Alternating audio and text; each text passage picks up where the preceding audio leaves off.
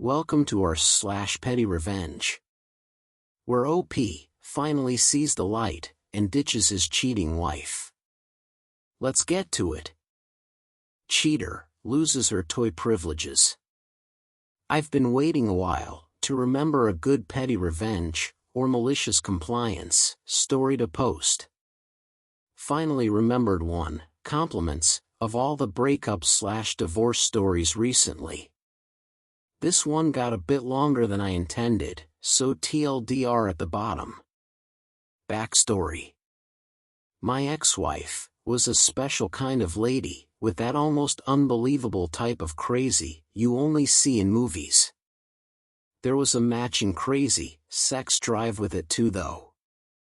I had caught her cheating multiple times over the few years we were married, as well as doing some pretty hard substance drugs, while I traveled for work and she stayed at home to watch her 2 kids from a previous marriage and our child. I chose to believe the "I'll change" stuff too many times, foolishly. Mostly because her older 2 were like my own. Their father had passed from cancer while they were still young. And also because she had my child, and I didn't want her growing up in a broken home like I did. Opportunity presented itself for a fresh start, with a relocation far away from the rat hole she grew up in, with all her connections and bad habits of her past. We agreed to move the family there, to take a nice promotion and give her a chance to get in a new environment and work towards change. She didn't.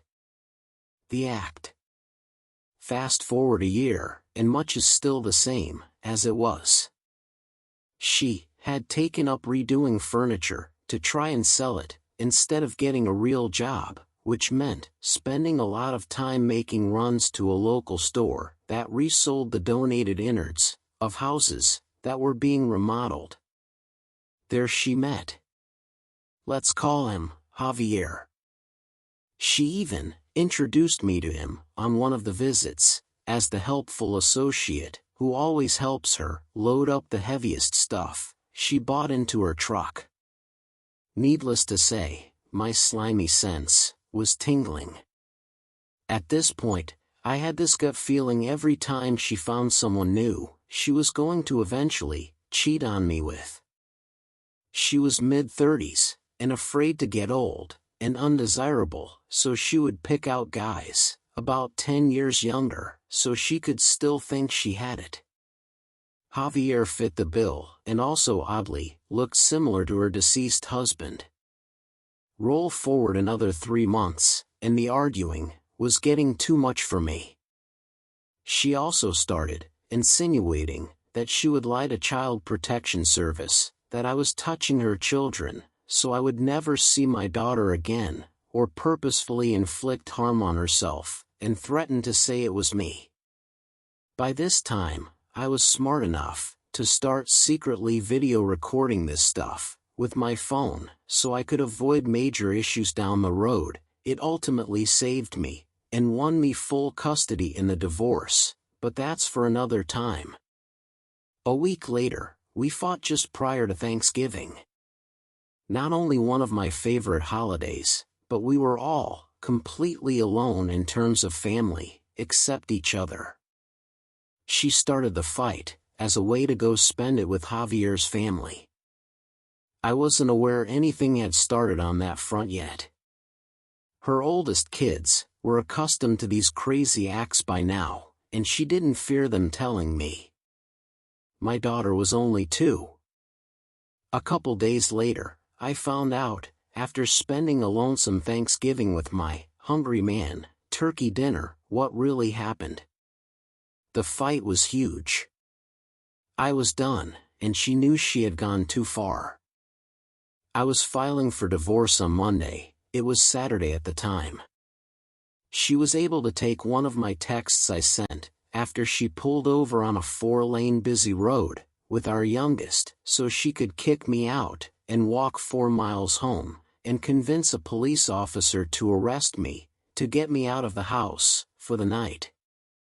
Our city has 24/7 judges though, and I was out by noon on Sunday, on $100 bail, as it was a nothing charge. She thought I was gone till Monday, at minimum. I didn't call home.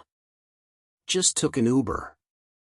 I show up, and lo and behold, Javier had come to spend the night.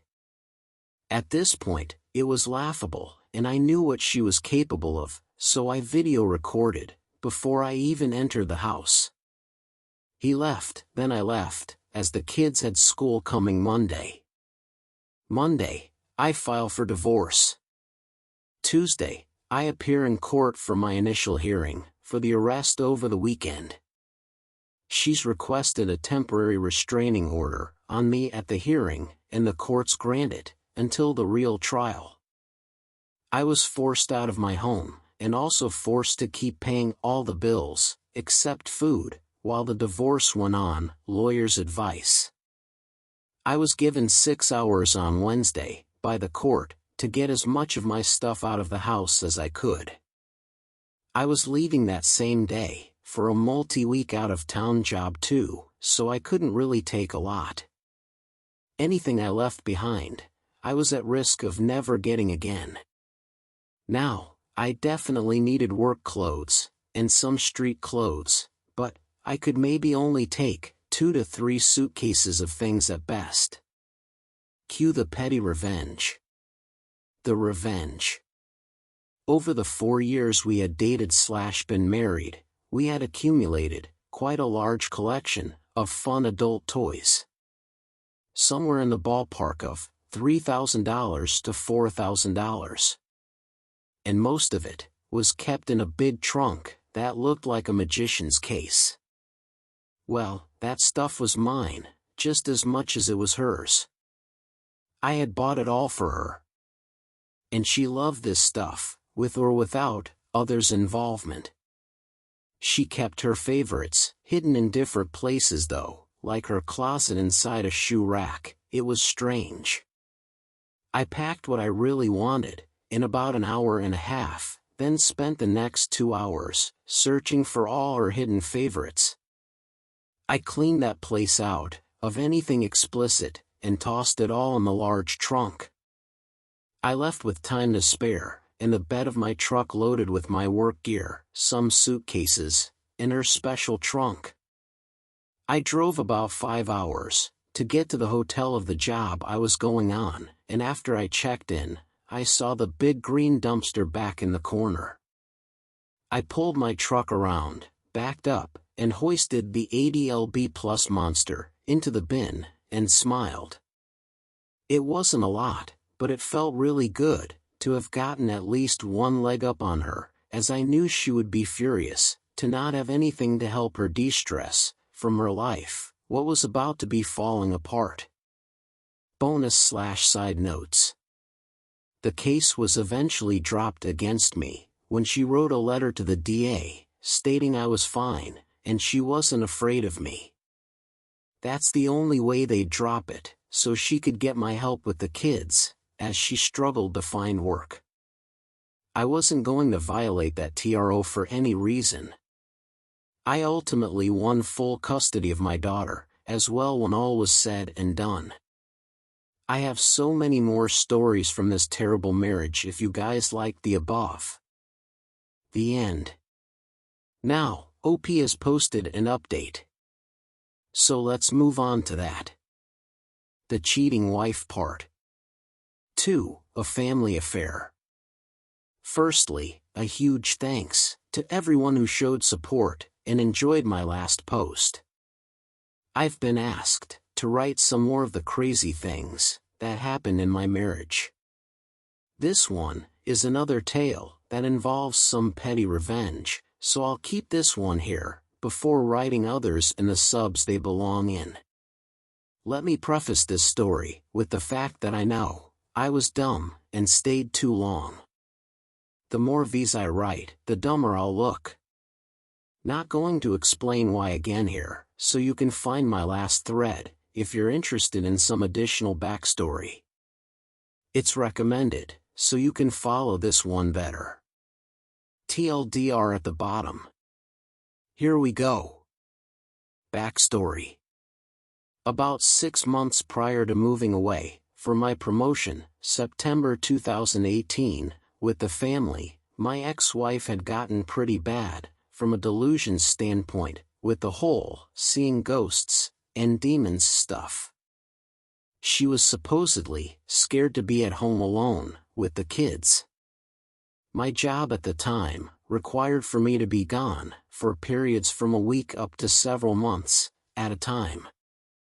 And that could have been alleviated some if she would have gotten a job to contribute financially, but she refused to take a low-paying job after having her nursing license revoked by the state. I should have been more vocal, but I wasn't. I was paid well, and up to this point, to my knowledge, she had been faithful. She was raising the 3 kids at home, and used her free time during the day to work on rehab projects for the little house we had bought.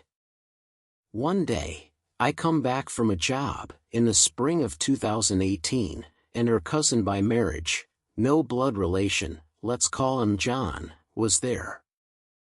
She gave me a quick summary of them growing up together, how he had come to help her haul something back from the hardware store, etc.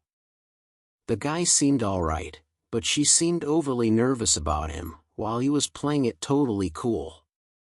This is also the first time she ever introduced me to one of her targets, by the way.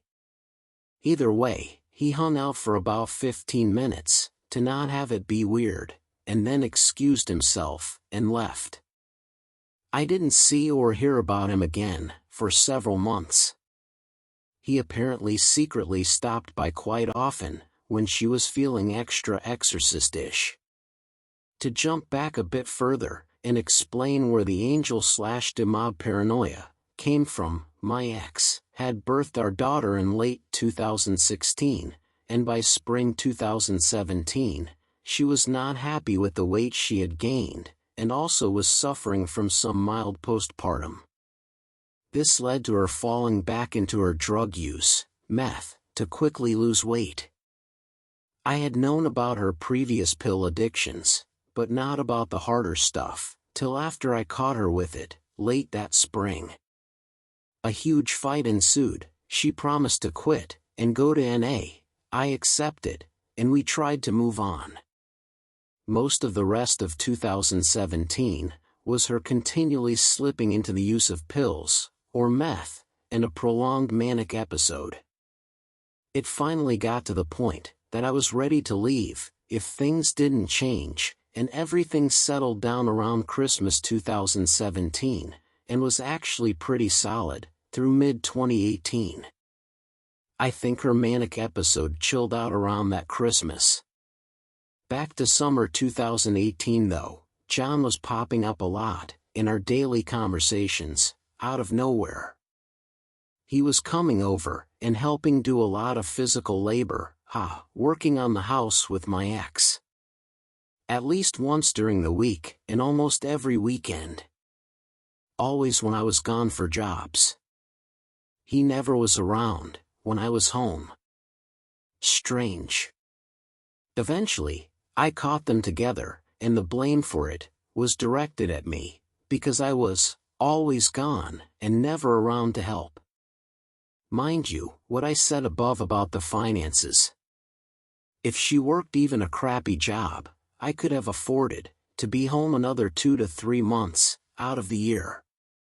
And funnily enough, John turned out to be unemployed too, so they had all the time in the world to play happy couple, while I worked 80-plus hour weeks, on the road about 40 to 44 weeks a year.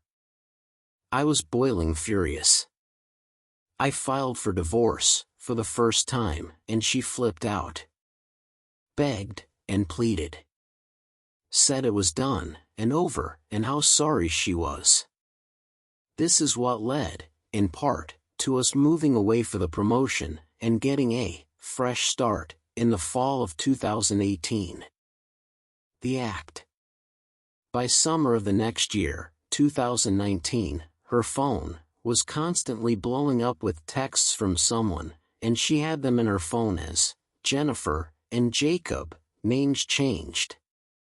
She said her aunt back home was very ill, and that was another cousin that was keeping her updated on her condition. That ended up being a lie. Now, she wasn't tech-savvy in the slightest, and when she changed iPhones, she had me back hers up on the family computer and move everything over to the new one. The texts kept coming, and I eventually had enough suspicions that I used a program to pull the backup open and dump her texts history. As I read through, I discovered that Jennifer and Jacob was really just Jacob. And there weren't any talks of her aunt going on at all. What there was though was a ton of flirting going on. Dirty pics and videos flying back and forth. I confronted her on the findings, after processing it all for about a week. I was heartbroken to find out that nothing had changed. Of course, I was the bad guy for not trusting her and breaking her privacy by reading the messages. She filled me in on who he really was, which was John's adopted brother, who lived a few hours away. She didn't have an explanation this time as to why she did it. But she claimed to have went to see him at some point and tried to hook up, but apparently he wasn't able to perform that night, so they never managed to go all the way. My new job was in a manager's position running a division at my company, and I was home every night. She would say she was going somewhere for a couple days and needed a break from the responsibilities of a full-time stay-at-home mom. Usually, it was to a family member's place, which all lived a minimum of 3 hours away, depending which direction you went. At this point, I didn't know when it would finally be over, but I knew it was coming. The only reason I didn't fold right then was the financial position we were in. We had overextended ourselves on the new home we purchased based on the idea that she would become gainfully employed after we moved, which never happened. We were living paycheck to paycheck on a mid-$100,000 salary, all the credit cards were maxed out, and I couldn't figure out a way to escape without bankruptcy, the route I ended up having to take. There was so much else going on in terms of drama and arguing that this was just another blip on the radar. I was mentally defeated up until the events happened from the previous post. Those events, for anyone who didn't go read there first, triggered me filing for divorce. The revenge. Early into 2020, the divorce was going about how one would expect, dealing with a spouse like this one, atrociously. I was broken down and looking back at how much of a joke I had let myself become. One night, deep in those thoughts, and about half a fifth of Crown Royal, I wondered what this other guy's life was like. I looked him up. He had a family. 2 kids. Beautiful wife. Perfect looking from the outside on Facebook. Jacob's wife looked like a genuinely sweet and caring person. It got me wondering if she knew what had happened, or if he skated by without a scratch. Jennifer didn't have a Facebook, but she did have an Instagram.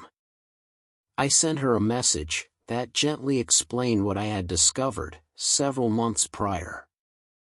I wasn't sure she'd ever respond. When she did, it was even more sad that she said she had known of my ex and had suspicions, but couldn't ever prove it and wished I had told her sooner. She then told me she also knew that my ex and John were dating because my ex and I had gotten divorced, which was categorically untrue, but she said that's what John told her. And lastly, Jennifer said that Jacob did this sort of thing a lot, but always stopped short of hooking up. My guess is guilt stopped him. No clue. Jennifer wanted some proof, so she could believe what I was saying, and also as evidence in her soon-to-be divorce. I gathered up the exported texts, videos, and pics, and sent them over to her. I warned her, the texts would hurt a lot more than the sexts. After reading, she agreed. I apologized, but said at least she knew the truth, before she wasted too much time on him. We never spoke again after that. Within a week, Jacob apparently got my number from my ex, and he started blowing me up with texts. He said, "I played my hand well, and congratulations." His marriage was over, and all he had to blame for it was himself. I largely ignored him, other than to say, he should have respected what he had, and not also contributed to destroying the life I had. I blocked him after that. I wasn't out to destroy his life, but rather, to make his wife aware of the circle of scum we were both trapped in, and let her handle it how she wished. It was a somber victory, but a victory nonetheless. Obligatory legal clarification on the transmittal of the graphic photos and videos to Jennifer. My ex tried to nail me for sending revenge photos to Jacob's ex. I had my attorney that was handling my criminal case review disclaim he shrugged it off. Nowhere in any of the photos or videos was anything that could identify Jacob or my ex due to that fact. He said it didn't hold weight, and it wouldn't go anywhere. It ultimately did not go anywhere. Bonus, there's a lot more to John's story, with my ex, that I haven't covered due to not being relevant to the ending of this one. The end. If you enjoyed, please consider subscribing and leaving a like. Have a great day.